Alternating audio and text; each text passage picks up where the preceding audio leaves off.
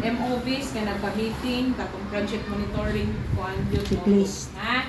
Kato nga tool, naa dito sa annexes sa DepEd order. The school is organized by a clear structure and work arrangement that promotes shared leadership, naabay organizational structure.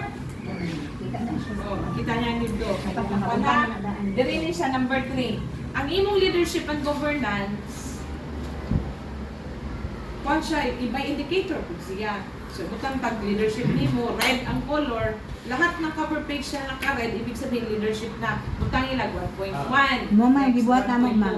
Lahat. Yes ma'am. Para dili siya magsabot-sabot. Dili. Color Oo. ko master itim. Ka-color coding, naka-airtag Color man ito coding ma'am. mo kada Principal. At kada principal. Date na nung ko. Okay, next. So, okay na tani. Aside from the organizational structure, you have katong definition sa ilang trabaho. Ilang functions? Functions. Laman yung roles and responsibilities. Makita ang gyapon ninyo sa unsa tong DepEd order. Daan na ito na, makita na. Kahimo na.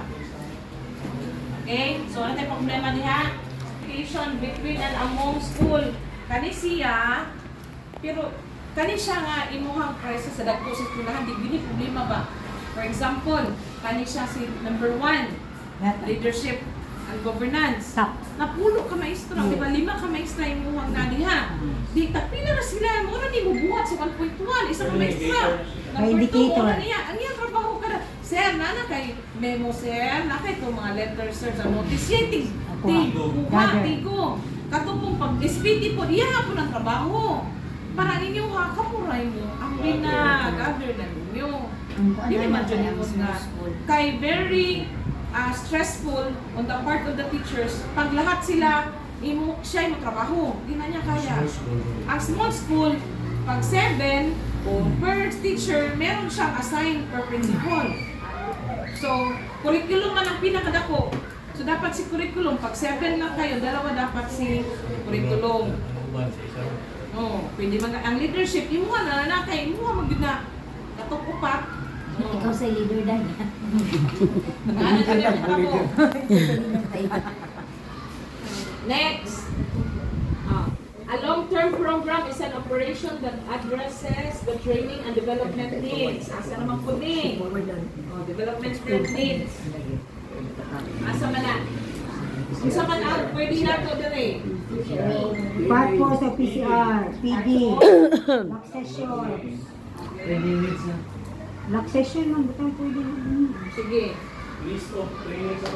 Na list of training sa mga teachers. Ito na, list of training. Oh. Kung ano na siya ka na summarize sa katugaling developmental plan. Ano, development part 4. Ito ilahan. PD, Part 4. Part 4. Part 4. Aside from the copy, you have a summary.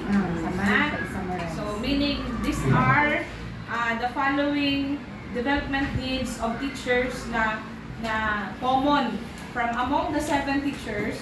Ito yung lumabas na common. So ayaw kung isa-isahan na. Kato na lang common sa ilo. So humanata sa leadership. Lima naman na.